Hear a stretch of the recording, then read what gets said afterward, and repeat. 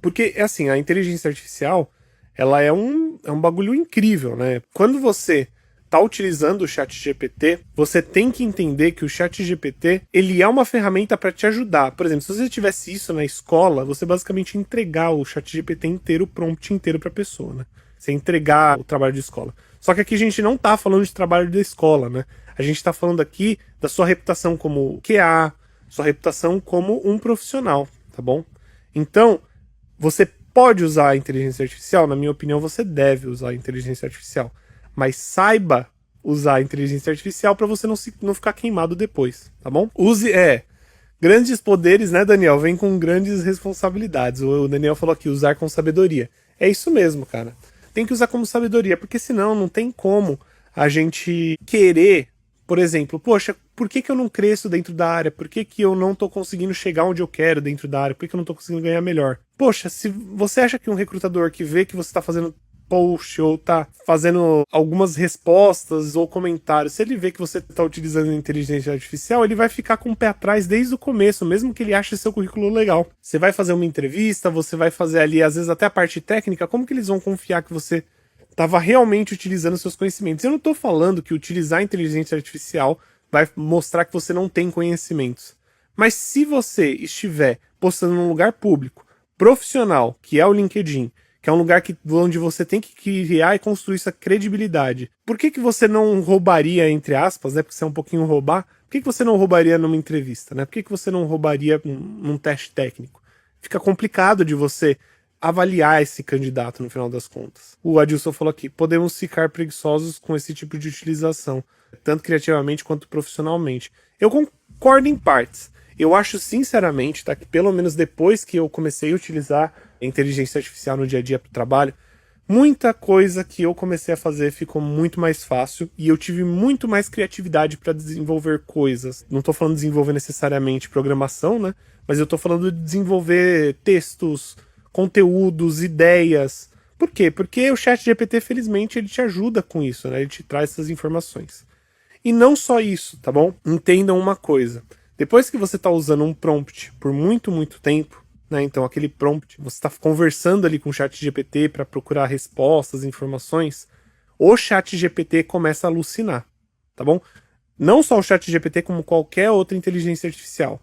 E o que é alucinar? Ele começa a te dar umas respostas, quando você vai ler, você fala que elas não estão certas, elas não fazem muito sentido naquele contexto que você está passando, ou às vezes até mesmo em outro contexto ela não faz tanto sentido, às vezes ela fica ambígua, às vezes ele acaba se contradizendo contra ele mesmo, na mesma frase. E isso pode acontecer. Inclusive, Daniel, isso é muito importante, né? Porque você falou, né, que você usa o ChatGPT às vezes para estudar. Eu não curto tanto assim fazer perguntas pro ChatGPT, a não ser que a pergunta seja muito, muito simples. Porque às vezes o ChatGPT não te responde corretamente, tá? Na minha opinião, o ChatGPT atualmente serve especificamente para te ajudar a criar textos. Então, a te ajudar a criar estruturas de textos que façam sentido para você poder utilizar na sua documentação, no seu dia a dia, em qualquer coisa que você for escrever efetivamente. Isso é um outro ponto, né? Que às vezes eu vejo, né? Isso é uma coisa que eu fiz até muito no começo. Às vezes eu vejo a gente tentando utilizar o ChatGPT para meio que confirmar algumas ideias que a gente tem. Isso é muito engraçado, né? A gente às vezes quer que, por ser uma tecnologia, né? Que você fala assim, poxa, essa tecnologia ela provavelmente tá certa, entre aspas, né? E essa tecnologia aqui eu quero que ela siga o que eu tô falando. Então eu quero que ela fale o que eu acho é o jeito correto. E você consegue induzir ela e você acaba meio que se validando, né? Validando uma ideia com uma inteligência artificial que realmente não está te dando a resposta certa. Até porque às vezes nem existe a resposta certa, né? Inclusive, é importante que vocês entendam que esse um dos motivos também, né? Que eu tanto falo para vocês tomarem cuidado na hora que vocês estão utilizando textos do ChatGPT. Porque ele simplesmente às vezes pode estar errado. Só isso. O Juan. Boa noite, galera. Já compartilhei regras de negócio com o ChatGPT e pedi para ele criar cenários de teste com uma cobertura completa das regras. Deu certo. É isso aí, isso funciona bastante, viu? Isso é verdade, Juan. Mas assim, uma coisa importante, tá? Inclusive, alguns mentorados meus chegaram a comentar isso, né? Falaram que eles têm às vezes, muita dificuldade de fazer casos de teste. Quando você está começando e você não tem muita noção de como que funciona, né? A parte de caso de teste, ou teste de software, no começo é meio difícil mesmo ter as ideias, depois você meio que você acaba ficando acostumado. Eu acho ótimo você poder utilizar o ChatGPT para poder fazer esses casos de teste, mas tem o problema também que você acaba não exercitando, né? Então, se você aí tá começando, tá? Não sei, Juan, no seu caso, né? Você aí fez uma coisa que eu faço no meu dia a dia bastante, que é justamente pegar as regras de negócio, pegar as descrições das histórias, das features, ou até mesmo de algum épico que eu tô trabalhando, para me ajudar a criar casos de testes, ou até mesmo ter algumas ideias de casos de testes que podem ser diferentes. Mas se você tá iniciando, você tá querendo estudar, você tá querendo exercitar mais isso, faça na mão. Nem pede pro ChatGPT te ajudar muito. Talvez você pode pedir até pro ChatGPT, colocando ali as condições, né? A te dizer se você tá com um caso de teste legal, né? Ou se tem como você achar outras ideias depois que você fez algumas. Mas não faça desde o começo. Porque apesar de você ganhar muito tempo, você acaba perdendo a parte da experiência. Você acaba não tendo esse entendimento de como criar casos de testes específicos e diferenciados para cada tipo de situação, para cada tipo de produto, para cada tipo de regra de negócio que você está trabalhando dentro daquele produto, tá bom? Mas parei porque fiquei com medo dos dados dos dados da empresa. Aí, então, ó, aí tá ótimo, Juan, você botou aí um ponto muito importante. Não coloquem dados sensíveis da sua empresa dentro do ChatGPT, tá, galera? Sinceramente, eu não acho que possa acontecer algo ruim com vocês, tá bom? Ou até mesmo com esses dados.